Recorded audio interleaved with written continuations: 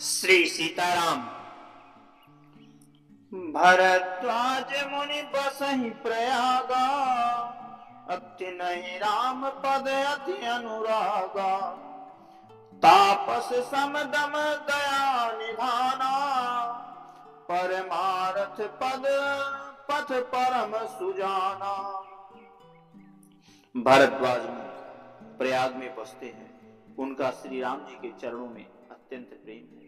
वे तपस्वी, निग्रहित चित्त, जितेंद्रिय, दया निधान और परमार्थ के मार्ग में बड़े ही चतुर हैं। माघ मकर गत रवि जब होई, तीरथ पति ही आव सब कोई। देव तनुज किन्नर नर श्रेणी, सादर मज्जहि सकल त्रिवेणी। माघ में जब सूर्य मकर राशि पर जाते हैं, तब सब लोग तीर्थराज प्रयाग को आते हैं। देवता, दैत्य, किन्नर और मनुष्यों के समूह सब आदर पूर्वक त्रिवेणी में स्नान करते हैं। पूजहि माधव पद जल जाता, परसियग अखय बटोहर सहि गाता। भरद्वाज आश्रम अति पावन, परम रम्य मुनि बर मन भावन। श्री वेणी जी माधव जी के चरण कमलों को पूजते हैं और अक्षय वट का स्पर्श कर उनके शरीर पुलकित होते हैं। भरद्वाज जी का आश्रम बहुत ही पवित्र, परम रमणीय और श्रेष्ठ मुनियों के मन को भाने वाला है। ताहा होई मुनि विदिशय समाजा, जाहि मज्जन तीरथ राजा। मज्जहि प्रात समेत उछाहा, काहि परस पर हरि गुण गाहा। तीर्थराज प्रयाग में जो स्नान करने जाते हैं, उन ऋषि मुनियों का समाज वहां भरद्वाज जी के आश्रम में जुटता है। प्रातः काल सब उत्साह पूर्वक स्नान करते हैं और फिर परस्पर भगवान के गुणों की कथाएं कहते हैं। ब्रह्म निरूपण धर्म विधि, परनहित प्रविभाग। कहां भगति भगवंत कहे, संयुत ज्ञान विराग। ब्रह्म का निरूपण, धर्म का विधान और तत्वों के विभाग का वर्णन करते हैं तथा ज्ञान वैराग्य से युक्त भगवान की भक्ति का कथन करते हैं। यही प्रकार भरि माघ नाही, पुनि सब निज निज आश्रम जाही। प्रति संबत अति होई आनंदा, मकर मज्जिगव नहीं मुनि वृंदा। इसी प्रकार माघ के महीने भर स्नान करते हैं और फिर सब अपने अपने आश्रमों को चले जाते हैं। हर साल वहां इसी तरह बड़ा आनंद होता है। मकर में स्नान करके मुनिगण चले जाते हैं। एक बार भरी मकर नहाए, सब मुनि से आश्रमन सिधाए। जाग बलिक मुनि परम विवेकी, भरद्वाज राखे पद टेकी। एक बार पूरे मकर भर स्नान करके सब मुनीश्वर अपने अपने आश्रमों को लौट गए। परम ज्ञानी याज्ञवल्क्य जी मुनि को चरण पकड़कर भरद्वाजी ने रख लिया। सादर चरण सरोज पखारे, अति पुनीत आसन बैठारे। करी पूजा मुनि सुजस बखानी, बोले अति पुनीत मृदुबानी। आदर पूर्वक उनके चरण कमल धोए और बड़े ही पवित्र आसन पर उन्हें बैठाया। पूजा करके मुनि याज्ञवल्क्य जी के सुयश का वर्णन किया और फिर अत्यंत पवित्र और कोमल वाणी से बोले, नाथ एक संसौ बड़ मोरे, करगत वेद तत्व सब तोरे, कहत सुनो लागत भई राजा, जो न कहूं बड़ होई काजा। हे नाथ, मेरे मन में एक बड़ा संदेह है। वेदों का तत्व सब आपकी मुट्ठी में है, अर्थात आप ही वेदों का तत्व जानने वाले होने के कारण मेरा संदेह निवारण कर सकते हैं।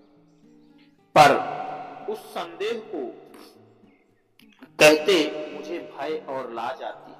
भय इसलिए कि कहीं आप यह न समझे कि मेरी परीक्षा ले रहा, और लाज इसलिए कि इतनी आयु बीत गई, अब तक ज्ञान न हुआ, और यदि नहीं कहता तो बड़ी हानि होती है, क्योंकि अज्ञानी बना रहता हूं।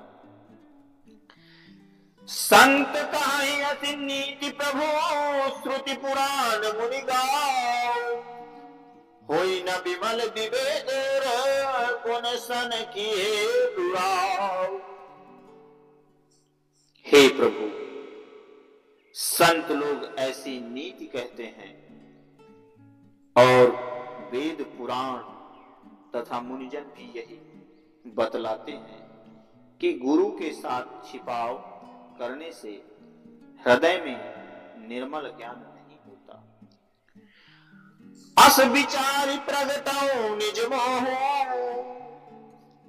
हरहु नाथ करी जन पर छोहु, राम नाम करी अमित प्रभावा, संत पुराण उपनिषद गावा। यही सोचकर मैं अपना ज्ञान प्रकट करता हूं। हे नाथ, सेवक पर कृपा करके इस अज्ञान का नाश कीजिए। संतों, पुराणों और उपनिषदों ने राम नाम के असीम प्रभाव का गान किया है। संतत जपत शंभु अविनाशी, अशिव भगवान ज्ञान गुण राशि, आकर चारि जीव जग आही, काशी मरत परम पद लहाई। कल्याण स्वरूप ज्ञान और गुण की राशि अविनाशी भगवान शंभु निरंतर राम नाम का जप करते रहते हैं। संसार में 4 जात के जीव हैं। काशी में मरने से सभी परम पद को प्राप्त करते हैं। शोपी राम महिमा मुनि राया, अशिव उपदेश करत करि दाया, राम कवन प्रभु पूछऊं तो ही, कहियो बुझाई कृपा निधि मोही। हे मुनिराज, वो भी राम की ही महिमा है, क्योंकि शिव जी महाराज दया करके काशी में मरने वालों को राम नाम का ही उपदेश करते हैं। इसी से उनको परम पद मिलता है। हे प्रभु, मैं आपसे पूछता हूं कि वे राम कौन है? हे कृपा निधान, मुझे समझाकर कहिए। एक राम अवधेश कुमारा, तिनकर चरित विदित संसारा, नारी विरह दुख लहौ अपारा, अभय रोष रन रावण मारा। एक राम तो अवध नरेश दशरथ जी के कुमार हैं। उनका चरित्र संसार जानता है। उन्होंने स्त्री के विरह में अपार दुख उठाया और क्रोध आने पर युद्ध में रावण को मारा। प्रभु श्री राम की अपार को चाहि जपत त्रिपुरारी, सत्य धाम सर्वज्ञ तुम काहु विवेक विचार। हे प्रभु, वही राम या और कोई दूसरे जिनको शिव जी जपते हैं? आप सत्य के धाम और सब कुछ जानते, ज्ञान विचार कर कहिए। जैसे मिटाई मोर भ्रम भारी, कहूं सो कथा नाथ विस्तारी। जाग बल के बोले मुस्काई, तुम्हें विदित रघुपति प्रभुताई। हे नाथ, जिस प्रकार से मेरा यह भारी भ्रम मिट जाए, आप वही कथा विस्तार पूर्वक कहिए। इस पर याज्ञवल्क्य जी मुस्कुराकर बोले, श्री रघुनाथ जी की प्रभुता को तुम जानते हो। राम भगत तुम्हारा मन क्रम बानी, चतुराई तुम्हारी मैं जानी। चाहूं सुने राम गुण गूढ़ा, अकीन्ही प्रश्न मनहु अति मूढ़ा। तुम मन, वचन और कर्म से श्री राम जी के भक्त हो। तुम्हारी चतुराई को मैं जान गया। तुम श्री राम जी के रहस्यमय गुणों को सुनना चाहते हो, इसी से तुमने ऐसा प्रश्न किया है। मानो बड़े ही मूढ़ हो। तात सुनहु सादर मनुलाई, कहु राम कै कथा सुहाई। महामोह मई से सुविशाला, राम कथा कलिका कराला। हे तात, तुम आदर पूर्वक मन लगाकर सुनो। मैं श्री राम जी की सुंदर कथा कहता हूं। बड़ा भारी ज्ञान विशाल महिषासुर है और श्री राम जी की कथा उसे नष्ट कर देने वाली भयंकर काली जी। राम कथा शशि किरण समाना, संत चकोर करहि जेहि पाना। ऐसे ही संशय कीन भवानी, महादेव तब कहा बखानी। श्री राम जी की कथा चंद्रमा की किरणों के समान है, जिसे संत रूपी चकोर सदा पान करते हैं। ऐसा ही संदेह पार्वती जी ने किया था। तब महादेव जी ने विस्तार से उसका उत्तर दिया था। कहूं सुमति अनुहारी अब उमा शंभु संवाद, भयउ समय जहि हेतु जहि सुनु मुनि मिटि विषाद। अब मैं अपनी बुद्धि के अनुसार वही उमा और शिव जी का संवाद कहता हूं। वो जिस समय और जिस हेतु से हुआ, उसे हे मुनि तुम सुनो, तुम्हारा विषाद मिट जाए। एक बार त्रेता जुग माही, शंभु गए कुंभज ऋषि पाही। संग सती जग जननी भवानी, पूजे ऋषि अखिलेश्वर जानी। एक बार त्रेता युग में शिव जी अगस्त जी ऋषि के पास गए। उनके साथ जगजननी भवानी सती जी थी। ऋषि ने संपूर्ण जगत को ईश्वर जानकर उनका पूजन किया। राम कथा मुनि बाज बखानी, सुनी महेश परम सुख मानी। ऋषि पूछी हरि भगत सुहाई, कही शंभु अधिकारी पाई। मुनिवर अगस्त्य जी ने राम कथा विस्तार से कही, जिसको महेश्वर ने परम सुख मानकर सुना। फिर ऋषि ने शिव जी से सुंदर हरिभक्त पूछी और शिव जी ने उनको अधिकारी पाकर रहस्य सहित भक्ति का निरूपण किया। कहत सुनत रघुपति गुण गाथा, कछु दिन तहा रहे गिरिनाथा। मुनि सन स्पिदा मागी त्रिपुरारी, चले भवन संग दक्ष कुमारी। श्री रघुनाथ जी के गुणों की कथाएं कहते सुनते कुछ दिनों तक शिव जी वहां रहे। फिर मुनि से विदा मांगकर शिव जी दक्ष कुमारी सती जी के साथ अपने घर कैलाश को चले गए। तेहि अवसर भंजन मई भारा, हरि रघुवंश लीन अवतारा। पिता बचन तजि रजु राजु उदासी, दंडक बन विचरत अविनाशी। उन्हीं दिनों पृथ्वी का भार उतारने के लिए श्री हरि ने रघुवंश में अवतार लिया था। वे अविनाशी भगवान उस समय पिता के वचन से राज्य का त्याग करके तपस्वी या साधु वेश में दंडक वन में विचर रहे थे। हृदय विचारत जात हर, कहीं विधि दर्शन हो।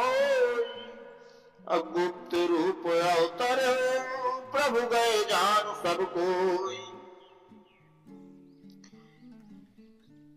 शिव जी हृदय में विचारते जा रहे थे कि भगवान के दर्शन मुझे किस प्रकार से हो। प्रभु ने गुप्त रूप से अवतार लिया है, मेरे जाने से सब लोग जान जाएंगे। शंकर यदि क्षोभ सती ना जाने मरम सोई, अतुलसी दर्शन लोभ मन डरो लोचन लालची। श्री शंकर जी के हृदय में इस बात को लेकर बड़ी खलबली उत्पन्न हो गई, परंतु सती जी इस भेद को नहीं जानती थी। तुलसीदास जी कहते हैं, शिव जी के मन में भेद खुलने का डर था, परंतु दर्शन के लोभ से उनके नेत्र ललचा रहे थे। रावण मरण मनुज कर जाचा, अब प्रभु विधि बचनु कीन चाहे साचा। जो नहीं जाऊं रहाई पछतावा, करत विचारु ना बनत बनावा। रावण ने अपनी मृत्यु मनुष्य के हाथ से मांगी थी। ब्रह्मा जी के वचनों को प्रभु सत्य करना चाहते हैं। मैं जो पास नहीं जाता हूं तो बड़ा पछतावा रह जाएगा। इस प्रकार शिव जी विचार करते थे, परंतु कोई भी युक्ति ठीक नहीं बैठती थी।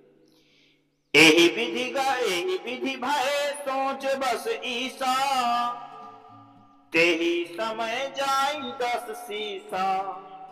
लीन नीच मारी चै संगा, भयउ तुरत सोई कपट कुरंगा। इस प्रकार महादेव जी चिंता के वश हो गए। उसी समय नीच रावण ने जाकर मारीच को साथ लिया और वो मारीच तुरंत कपट मृग बन गए। करी छल मोर हरि बहि देहि, प्रभु प्रभाव तस विदिति न तेहि। मृग बधि बंधु सहित हरि आए, आश्रम देख नयन छल छाए। मूर्ख रावण ने छल करके सीता जी को हर लिया। उसे श्री रामचंद्र जी के वास्तविक प्रभाव का कुछ पता ना था। मृग को मारकर भाई लक्ष्मण सहित श्री हरि आश्रम में आए और उसे खाली देखकर और अर्थात वहां सीता जी के को ना पाकर उनके नेत्रों में आंसू भर आए। साधकों, जिन लोगों को यह राम कथा अच्छी लग रही हो वो चैनल को लाइक करें, सब्सक्राइब करें जय श्री राम। श्री सीताराम। राम राम।